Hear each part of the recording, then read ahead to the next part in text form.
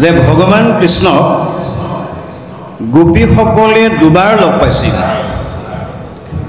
এবাৰ বৃন্দাবনলৈ যোৱাৰ আগতো ভগৱন্তক পাইছিলে। গোপীসকলে সেইদিনাখন মুক্তি বিচাৰিছিলে, কিন্তু ভগৱন্তই ক'লে, হে গোপীসকল, মুক্তিতকৈ ভক্তি হ'ল শ্ৰেষ্ঠ। তোমালোকে পোনপটীয়াকৈ মুক্তি বিচাৰিলে মই মুক্তি দিব নোৱাৰোঁ। ভগৱন্তই মুক্তি নিদিলে, ভক্তি কৰিবৰ কাৰণে অনুৰোধ জনালে।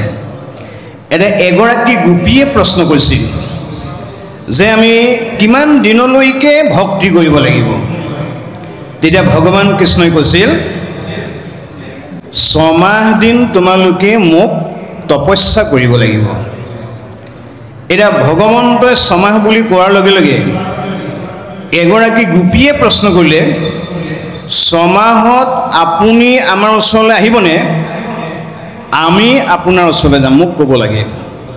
তেতিয়া ভগৱন্তই কৈছে, তোমালোকে মোক বিচাৰিব নালাগে, 6 মাহ হোৱাৰ লগে লগে মই তোমালোকক দেখা দিম। এদিন সেই সৌভাগ্য গোপীসকলৰ মিলিল। যেতিয়া যমুনাত তেওঁলোকে স্নান কৰি আছিল, কদম্ব গছৰ কাষতে বস্ত্ৰ থৈ পেলাই অৰ্ধ বস্ত্ৰৰে তেওঁলোকে স্নান ক্ৰিয়া কৰি আছিল। তেতিয়া সেই সময়ত ভগৱন্ত আহি গোপীসকলক দেখা দিলে, আৰু সেই সময়তে ভগৱন্তই গোপীৰ বস্ত্ৰ হৰণ কৰিছে। হৰণ কৰি নি কদম্ব গছত থৈছিলগৈ। আৰু আমাৰ প্ৰশ্ন হ'ব পাৰে, কদম্ব গছজোপা তাত কেনেকৈ সৃষ্টি হ'ল? যেতিয়া অমৃত মন্থন কৰিবলৈ ভগৱন্ত গৈছিল, তেওঁ লৈ যোৱা বাহনখনৰ নাম আছিল গৰুণ্ড বাহন। গৰুণ্ড বাহনে ভাবিলে, এনে সুবিধা যদি মই আগলৈ নাপাওঁ, মই অমৃত অকণ খোৱাই ভাল হ'ব।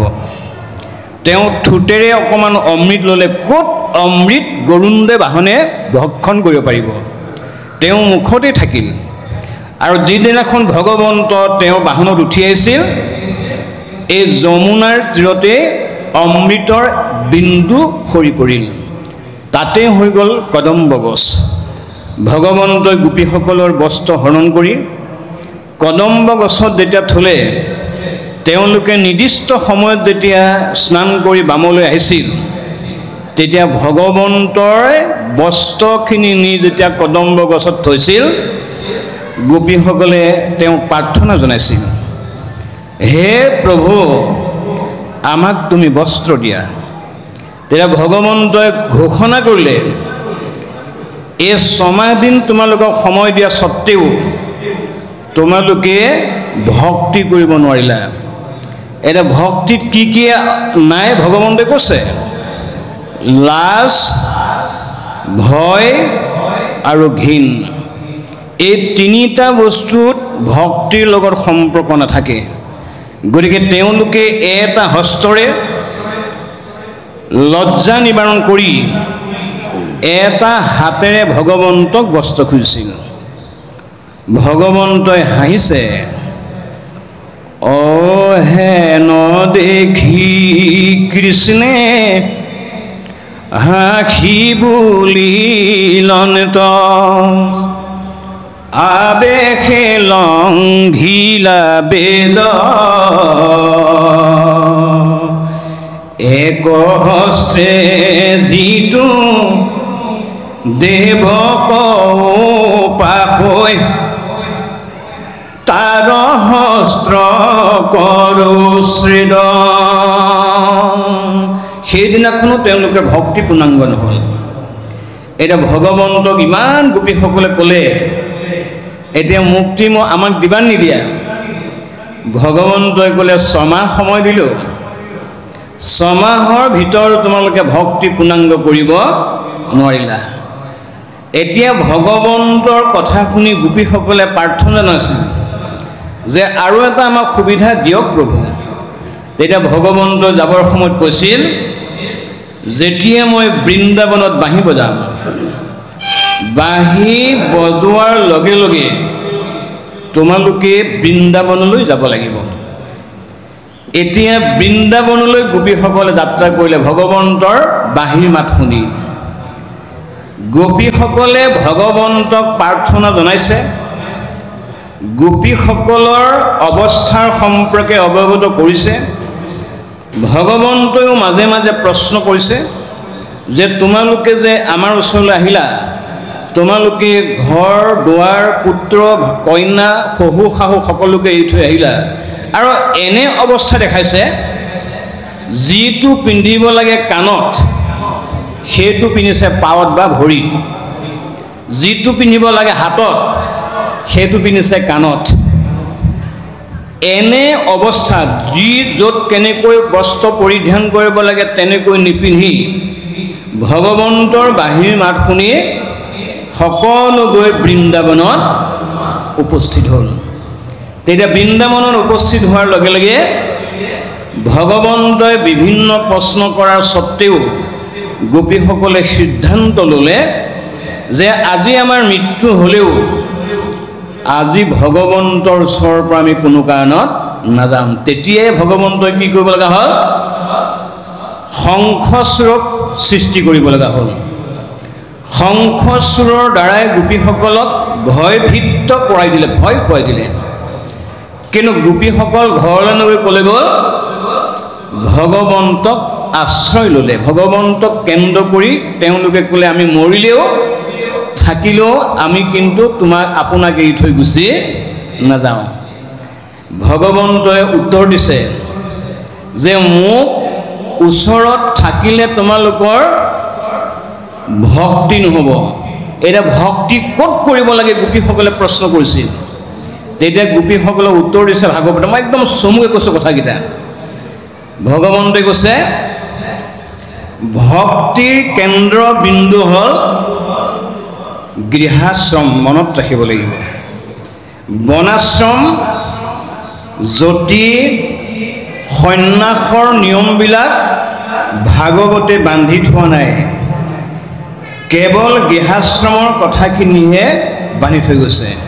এতিয়া গোপীসকলক ভগৱন্তই উত্তৰ দিছে যে তোমালোকে এতিয়া গৃহাশ্ৰমলৈকে যোৱা, গৃহাশ্ৰমতে ভক্তি আৰম্ভ কৰিবা, আৰু ভক্তি নকৰা জীৱই কোনো কাৰণত মুক্তিৰ সন্ধান লাভ কৰিব নোৱাৰে। এতিয়া গোপীসকলক সেইকণ সময়লৈকে ভগৱন্তই বুজালে, তথাপিতো গোপীসকলে নুবুজিলে, কেৱল কৃষ্ণ কৃষ্ণ কৃষ্ণ কৃষ্ণ। তেতিয়া এগৰাকী গোপীক, অকণমান চোকা গোপী এগৰাকী ভগৱন্তই দেখা পালে। মই পদবন্ধে পোৱা নাই, ইতিমধ্যে পদ আমাৰ পঢ়ি গৈছে। এতিয়া গোপীসকলৰ ভিতৰত এগৰাকী খুব চোকা গোপীক দেখা পাই ভগৱন্তই ইংগিতেৰে মাতি পেলাই সুধিলে, এতিয়া কোৱাচোন তোমালোকৰ ঘৰত কোন কোন আছে? অন্তৰ্যামী ভগৱন্তই জনা কথাখিনিকে তেওঁলোকৰ পৰা আদায় কৰিছে। ভগৱন্তৰ প্ৰশ্ন শুনি এগৰাকীয়ে ক'লে আমাৰ ঘৰত স্বামী আছে, এগৰাকীয়ে ক'লে আমাৰ ঘৰত শহু আছে, এগৰাকীয়ে ক'লে আমাৰ ঘৰত শাহু আছে, এগৰাকীয়ে ক'লে আমাৰ ঘৰত পুত্ৰ আছে, এগৰাকীয়ে ক'লে আমাৰ ঘৰত কন্যা আছে। তেতিয়া ভগৱন্তই ক'লে অভাৱ ক'ত আছে তোমালোকৰ, যে তোমালোকে ঘৰখনত সকলোৱে পালা দেখোন, সকলো পোৱাৰ পাছতো আকৌ মোক কিয় বিচাৰি আহিছা? প্ৰশ্ন কৰিছে। তেতিয়া ভগৱন্তৰ প্ৰশ্ন শুনি উত্তৰ দিছে গোপীসকলে যে সকলো বাদ দি আপোনাৰ ওচৰলৈ আহিছোঁ, আমাক খালি মুক্তি দিব লাগে। ভগৱন্তই হাঁহিছে, হাঁহি পেলাই গোপীসকলক ক'লে যে নেদেখাজনক ভক্তি কৰাতকৈ তোমালোকে গৃহাশ্ৰমত দেখাসকলকে ভক্তি কৰিবা। দেখাসকলক ভক্তি নকৰা জীৱই কেতিয়াও নেদেখাজনৰ কৃপা লাভ কৰিব নোৱাৰিব। এইটো ভগৱন্তৰ নিচিত্ৰ মুখৰ বাণী। ভাল বিষয়টো ওলাইছে। তেতিয়া গোপীসকলে ভগৱন্তক সুবিধা পাই প্ৰশ্ন কৰি গৈ আছে, সুবিধা দিছে ভগৱন্তই। এনে এগৰাকী গোপীয়ে প্ৰশ্ন কৰিলে আমি স্বামী সেৱাও কৰিব লাগিব নেকি গৃহত থকা? বোলে কৰিব লাগিব। যদি স্বামী সেৱা কৰিব লাগে, এগৰাকীয়ে প্ৰশ্ন কৰিলে কিমান তাৰিখলৈকে কৰিব লাগে? তাৰিখটো আমাক ক'ব লাগিব। এতিয়া এই তাৰিখটো ভগৱন্তই ইতিমধ্যে দিলে। আপোনালোকে শুনিছে যদি তাৰিখটো গম পাইছে চাগে। যদি জৰা কলা বুবা পূজাহো পতি তথাপিতো নেৰিবা শাস্ত্ৰৰ সন্মতি। হে গোপীসকল, স্বামী সেৱা কিমান তাৰিখলৈ কৰিব লাগে মই কওঁ শুনা। যদি জৰা আৰু যদি কলা আৰু যদি বুবা হয়, তোমালোকে স্বামীক সেৱাৰ পৰা কেতিয়াও বঞ্চিত নহবা। স্বামীক সেৱা নকৰা গোপীয়ে যদি মোক সেৱা কৰে, ভগৱন্তই ঘোষণা কৰিছে, উপপতি সমে ক্ৰিয়া কৰ্ম গৰিহিত পৰ্বত সমান পাপ সৌকাৰ্য বিস্তৰ। কেলৈ? এৰাম ইহকালে নিন্দা পৰ কালে মহা ভয় স্বামী যেবে জানৈ মিলৈ পৰম সংশয়। এই আদৰ্শটো আমাৰ বাবে ভগৱন্তই ৰাস ক্ৰিয়া কৰা চলে। ৰাস চাই ভাল লাগিছে বুলি ক'লে নহ'ব, ইয়াৰ অনুভৱটো আমি সকলো সময়তে কৰিব লাগিব। গতিকে ভগৱন্তই এই পৰামৰ্শ আমাক গৃহাশ্ৰমৰ কাৰণে প্ৰেৰণ কৰিছে। গৃহাশ্ৰমত যি ভক্তি আচৰণ কৰিব নোৱাৰে, ই নেদেখাজনক ভক্তি কৰাৰ অধিকাৰ নাই। আৰু দেখাজনক যি ভক্তি নকৰে, নেদেখাজনক ভক্তি কৰিব পাৰিব, কিন্তু তেওঁ মুক্তি দিব নোৱাৰিব। এইটো হ'ল গৃহাশ্ৰমৰ নিয়ম। সেইকাৰণে আমি এই ৰাস যাত্ৰাৰ পৰা প্ৰথম এইটোকে বুজোচোন যে আমাক ভগৱন্তই কিবা গালি পাৰিছে নেকি? মানে অকল এটা দিশতে নহয়, এই ভক্তিটো পুত্ৰই কৰিব লাগিব পিতৃক, পুত্ৰই কৰিব লাগিব মাতৃক। ভক্তি একেবাৰে, ইয়াৰ নিমিত্ত মাত্ৰ গোপীসকল। যদি আজি মহাপুৰুষ শংকৰদেৱ সঁচা অৰ্থত আৱিৰ্ভাৱ নহ'লহেঁতেন, আজি ৰাস যাত্ৰা ধৰ্মগ্ৰন্থতেই সীমাবদ্ধ থাকিলহেঁতেন। আমি কিমান ভাগ্যৱন্ত।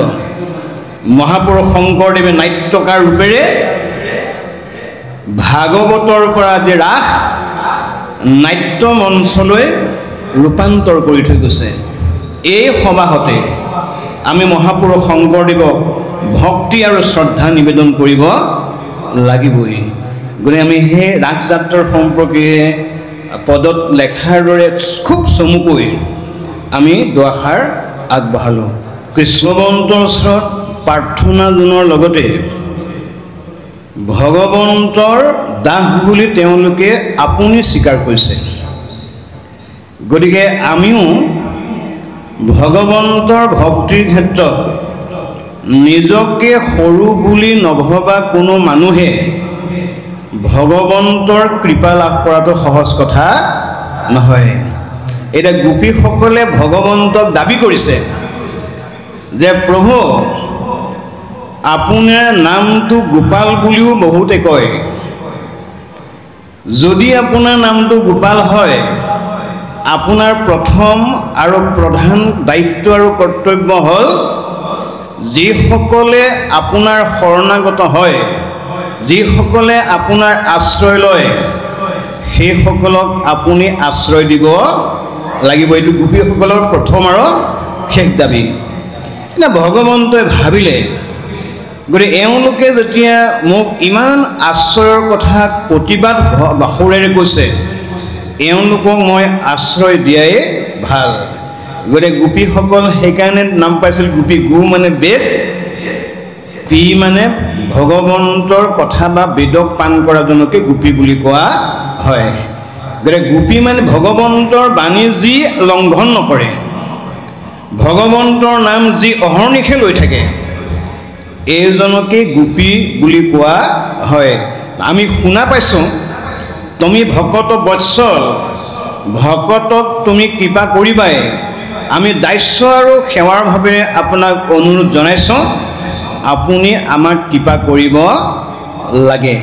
এইকণ সময়লৈকে গোপীসকলে ভগৱন্তক প্ৰাৰ্থনা আৰু দাবী জনাইছে এনেদৰে যে ভগৱন্তক যিদিনাখন গোপীসকলে দেখা পাইছিল সেইদিনাখনৰ পৰা তেওঁলোকে ভগৱন্তৰ ওচৰত স্বীকাৰ কৰিছে যে আপোনাৰ নাম সুখে দুখে সকলো সময়তে আপোনাৰ নামটোকে আমি পৰিৱেশন কৰি থাকোঁ। ভগৱন্তই নাজানে নেকি গোপীসকলে লৈছে নাই, তথাপিতো ভগৱন্তক তেওঁলোকে মনৰ কথাবিলাক প্ৰকাশ কৰিছে। কাৰণ ভগৱন্ত এনেকুৱা এজন পৰম দেৱতা, ভগৱন্ত হৃদয়তে আমাৰ সকলোৰে আছে। এইকাৰণে ভগৱন্তৰ অন্য এটা নাম হ'ল হৃষিকেশ। গতিকে তথাপিতো ভগৱন্তক তেওঁলোকে দাবী কৰিছে যে তোমাৰ সেই মোহন গীত মোহন বাঁহীৰ মাত শুনি আমি কোনো কাৰণত স্থিৰ থাকিব নোৱাৰিলোঁ।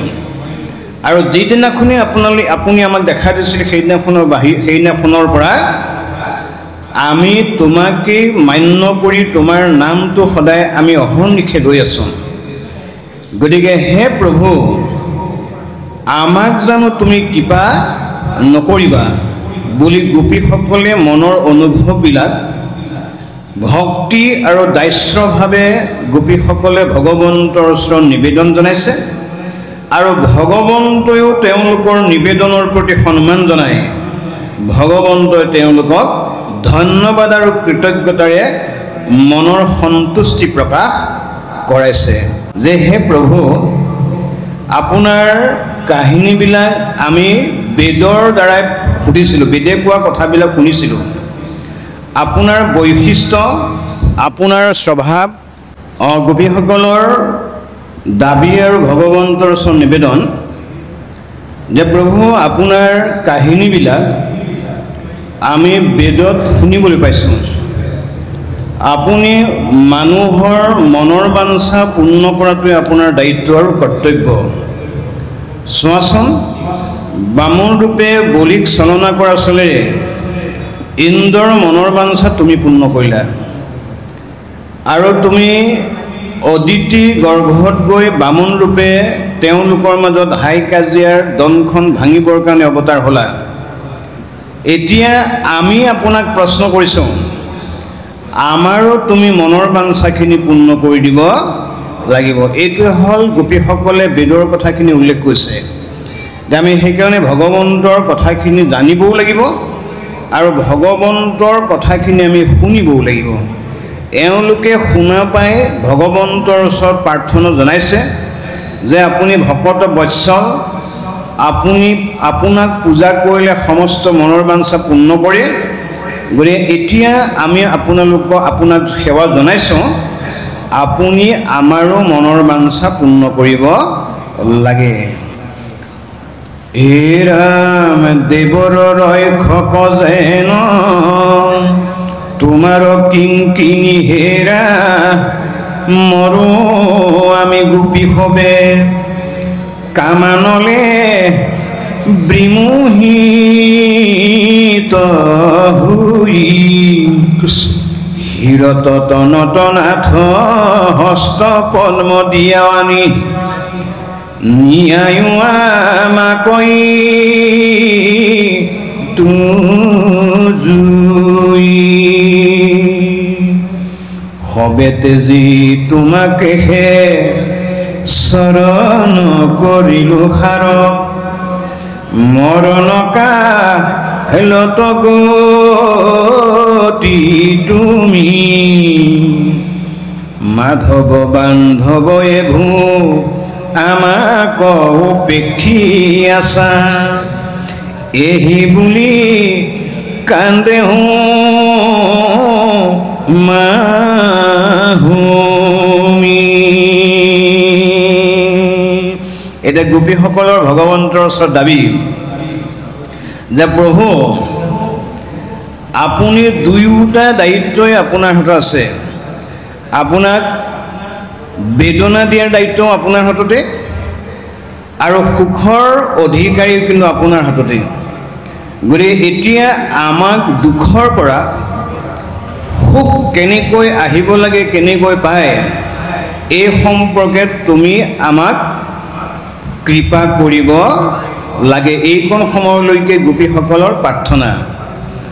ও কৃষ্ণৰ কিংকৰে কহে শুনা সভা সদস্য, তেতিখনে পৰৈ পৰা প্ৰাণ, কৰ্মত বিশ্বাস এৰি হৰি হৰি বোলা বেৰি, তেবে পাইবা বৈকুণ্ঠ থান। হৰি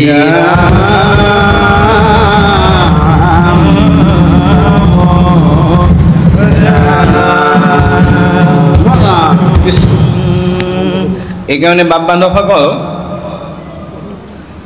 অন্যান্য ধৰ্মগ্ৰন্থবিলাক যদি আমি ভালকৈ অধ্যয়ন কৰোঁ, অন্যান্য ধৰ্মগ্ৰন্থসকলৰ ভগৱন্তৰ নামটো লোৱা নিৰ্দিষ্ট সময় বান্ধি থোৱা আছে আৰু নিৰ্দিষ্ট স্থান বান্ধি থোৱা আছে আৰু নিৰ্দিষ্ট বাৰ বান্ধি থৈছে। কিন্তু ভাগৱত গীতা দশম ৰত্নাৱলী ঘোষাত কিন্তু নিৰ্দিষ্ট কৰি থৈ যোৱা নাই। সেইকাৰণে মাধৱদেৱ মহাপুৰুষে যেতিয়া শংকৰদেৱক লগ পাইছিল, তেওঁ ধৰ্মগ্ৰন্থবিলাক মাধৱদেৱে ভালকৈয়ে পঢ়িছিল। অন্যান্য গ্ৰন্থবিলাকত নিৰন্তৰ শব্দটো মাধৱদেৱে ভালকৈয়ে নাপালে। শংকৰদেৱৰ ধৰ্মগ্ৰন্থ পঢ়ি তেওঁ নিৰন্তৰ শব্দটো পাই গ'ল। পোৱাৰ কাৰণে তেওঁ সঁচা অৰ্থত অনুভৱ কৰিলে যে এইকাৰণে আমি নিৰন্তৰে ল'ব লাগে, আমাৰ ক'ত কেনেকৈ মৃত্যু হয় এইটো ভগৱন্তৰ বাহিৰে আন কোনেও বুজি নাপায়। এইকাৰণে আমি ভগৱন্তৰ নামটো ল'বও লাগে আৰু অনুভৱ বা স্মৰণো কৰিব লাগে। এনেকৈ যদি লৈ থকাৰ অৱস্থাত বা স্মৰণ কৰা অৱস্থাত আমাৰ প্ৰাণবায়ু নাশ হৈ যায়, ভগৱন্তই কৃপা নকৰাকৈ নাথাকে। সেইকাৰণে আমি সকলোৱে ৰাম কৃষ্ণ হৰি বুলি পাৰিলে অহৰ্নিশে ল'বলৈ অভ্যাস কৰাটো মহাপুৰুষসকলেও আজি আমাক অনুভৱ কৰাই দিছে। এই অনুভৱটো আমাৰ সঁচা অৰ্থত ব্যৱহাৰ কৰিবলৈ শিকিব লাগিব। আৰু তেনে কৰিলে কি হয়, আমাৰ ভাগৱতেও উদাহৰণ দি কৈছে, ৰাম কৃষ্ণ হৰি বুলি কৈ থকাৰ অৱস্থাত যদি আপোনাৰ মৃত্যু হয়, আপোনাৰ স্থানটো ক'ত হ'ব? বৈকুণ্ঠত বুলি মহাপুৰুষসকলে ঘোষণা কৰিছে। সেইকাৰণে আমি ৰাম কৃষ্ণ হৰি বুলি লাজ ভয় ত্যাগ কৰি গোপীসকলে এতিয়াৰ কোৱাৰ দৰে আমি ল'বলৈ অভ্যাস কৰিব লাগে। সেইকাৰণে ভগৱন্তই গোপীৰ প্ৰেমত আপ্লুত হৈ গোপীসকলক ভগৱন্তই এৰি দিব পৰা নাই। এইটোৱে হ'ল ভগৱন্তৰ কৃপা। ইয়াৰ পাছতে কৃষ্ণ গোপী ক্ৰিয়া। কৃষ্ণৰ ওচৰত যেতিয়া গোপীসকলে মিনতি প্ৰাৰ্থনা জনাইছিল, ভগৱন্তই সকলোবিলাক সহ্য কৰিব পাৰে। ভকত বৈষ্ণৱ সাধু মহন্তসকলে যেতিয়া দুখ কৰে, ভগৱন্তই তেতিয়া খুব দুখ পায়। আৰু সেইকাৰণে হয়তো মহাপুৰুষ ভগৱন্তই অৰ্জুনক কৈছে যে হে অৰ্জুন, আবেগ অনুভৱ তোমাৰ কিবা হয় মোকেই গালি পাৰিবা, কিন্তু মোক ভাল পোৱাজনক তুমি কিন্তু কোনো কাৰণত গালি নাপাৰিবা। এতিয়া ভগৱন্তৰ এটা ডাঙৰ স্বভাৱ, ভগৱন্তই ভকতৰ দুখত দুখী হ'ব পাৰে আৰু ভগৱন্ত ভকতৰ সুখত সুখী হ'ব পাৰে। এইটো হ'ল ভগৱন্তৰ স্বভাৱ। সেইকাৰণে আমি কৰিব লগা কামখিনি বা জীৱনশৈলীৰ মাজত দুই এটা কথা আমি সংযোগ কৰিব লাগিব। এইকাৰণে আমি কোনো বাপ বান্ধৱ আই মাতৃ যুৱক যুৱতীয়ে কোনো কাৰণত ভকতক গালি ভকতক নিন্দা আৰু ভকতক কোনো ধৰণৰ হিংসা কৰিব নালাগে। আৰু ভগৱন্তই ভাল পোৱাজনক যদি আপুনি বেয়া পায়, ভগৱন্তই নিজ মুখে এই কথা বেদত উল্লেখ কৰিছে যে মোক ভাল পোৱাজনক যদি কোনোবাই গালি পাৰে, মই 3টা গুণ বা 3টা শক্তি মই জীৱটোৰ পৰা লৈ গুচি যাম। কি কি নিব? ভগৱন্তক অৰ্জুনে সুধিলে, কি কি নিব আপুনি? মোৰ ভকতক যদি ৰাগ দ্বেষ নিন্দা কৰে, শৰীৰত দুখ দিয়, আয়ুশ্ৰী নষ্ট হয়, অৱহেলা যিটো কৰে। ভগৱন্তৰ নিশ্চিত মুখৰ বাণী যে মোক যদি কোনোবাই বেয়া পায় মই তাক কৃপাহে কৰিম, কিন্তু মোক ভাল পোৱাজনক যদি কোনোবাই বেয়া পায় তাৰ পৰা আয়ুষ, শ্ৰী আৰু যশ, এই 3টা বস্তু ভগৱন্তই আমাৰ পৰা লৈ যাব। সেইকাৰণে হয়তো ভগৱন্তই ক'ব লগা হৈছে যে কলিযুগৰ মানুহে ভগৱন্তক পোনপটীয়াকৈ সেৱা কৰাৰ কোনো স্থলী নাই। ভগৱন্তক সেৱা কৰাৰ স্থলেৰে আমি ভকত বৈষ্ণৱ সাধু মহন্তসকলক নমস্কাৰ কৰিব লাগিব। আৰু নমস্কাৰ নকৰা জীৱই কেতিয়াও ভগৱন্তৰ কৃপা লাভ কৰিব নোৱাৰে। সেইকাৰণে আমাক ভগৱন্তই কৈছে, এৰা দেৱটো তীৰ্থটো কৰি ভকতে সেবৰ, ভকতক ভজিলে গুছে কাল কৰ্মজৰ। এইকাৰণে ভগৱন্তই চাওকচোন, ভগৱন্তৰ ভকতই যেতিয়া দুখ কৰিছে ভগৱন্তই নিজে অশ্ৰু ভূমিষ্ঠ কৰাই দিছে। এইটো হ'ল ভগৱন্তৰ স্বভাৱ। আৰু ভগৱন্তৰ যিটো স্বভাৱ, আমি ভগৱন্তৰ সংস্কৃতি গ্ৰহণ কৰিলে এই অৱস্থাটো আমাৰো মনলৈ আহিব লাগিব। কোনোবাই দুখ কৰিছে আমি সমভাগী হ'ব লাগিব, কোনোবাই আনন্দ কৰিছে তাতো আমি সমভাগী হ'ব লাগিব, তেতিয়াহে ভগৱন্তই আমাক ভাল পাব। গতিকে এইটোৱে হ'ল এতিয়া গোপীসকলক ভগৱন্তই কৈছে যে আপোনালোকে ইমান সময়লৈকে গোপীসকলৰ নামখিনি শুনিলে, গোপীসকলক ভগৱন্তই গুৰুত্ব দিয়াৰ কাৰণে এগৰাকী গোপীয়ে ভাবিলে ভগৱন্তক অকণমান ময়ো অকণমান সুবিধা ল'ব লাগিব। তেতিয়া এগৰাকী গোপীয়ে কি কৰিলে, হে স্বামী হামো শান্তিতে নাহি পাৰোঁ, মই খোজকাঢ়িব নোৱাৰোঁ, মোক তুমি লৈ যাব লাগে। ভগৱন্তৰ পৰীক্ষাও আছে গোপীসকলৰ মাজত, ভকতসকলৰ মাজতো পৰীক্ষা আছে, সাধুসকলৰ মাজতো পৰীক্ষা আছে। ভগৱন্তই পৰীক্ষা উত্তীৰ্ণ নহ'লে কেতিয়াও ভগৱন্তই সেইজনক কৃপা নকৰে। কেতিয়াবা ভগৱন্তই দিও চাব পাৰে, ভগৱন্তই কেতিয়াবা নিও চাব পাৰে। আপুনি দিওঁতেন যদি আনন্দ কৰিছে, নিওঁতেন যদি দুখ কৰিছে, তেতিয়াও আমি উত্তীৰ্ণ নহ'বও পাৰোঁ। সেইকাৰণে ভগৱন্তই কৈছে, হে জীৱ জগতৰ জীৱশ্ৰেষ্ঠ মানৱ, তোমালোকে এই কামবিলাক নকৰিবাচোন দেই। কি? পুত্ৰই উপজিলে নকৰে আনন্দ, মৰিলে নকৰে শোক,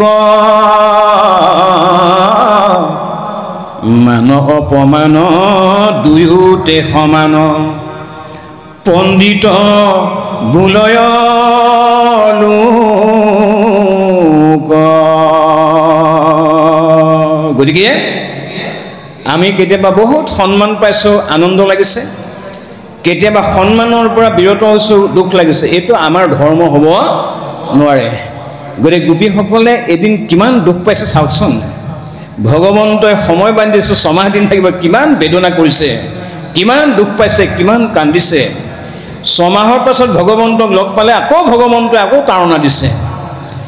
ভগৱন্তৰ পৰীক্ষাত যেতিয়ালৈকে আমি উত্তীৰ্ণ নহ'ম তেতিয়ালৈকে ভগৱন্তৰ গতি লাভ কৰাটো সম্ভৱ নহ'ব। এইটো এটা কাহিনী বা এটা লীলাৰ মাধ্যমেৰে আমাক জগতক কল্যাণৰ কাৰণে মহাপুৰুষে দেখাব লগা হৈছে। চোৱাচোন কিমান কষ্ট ভগৱন্তৰ সান্নিধ্য লাভ কৰিবলৈ, ভকতৰ সান্নিধ্য লাভ কৰিবলৈ কিমান কষ্ট কৰি গোপীসকলে এই তপস্যা কৰিব লগা হৈছিল।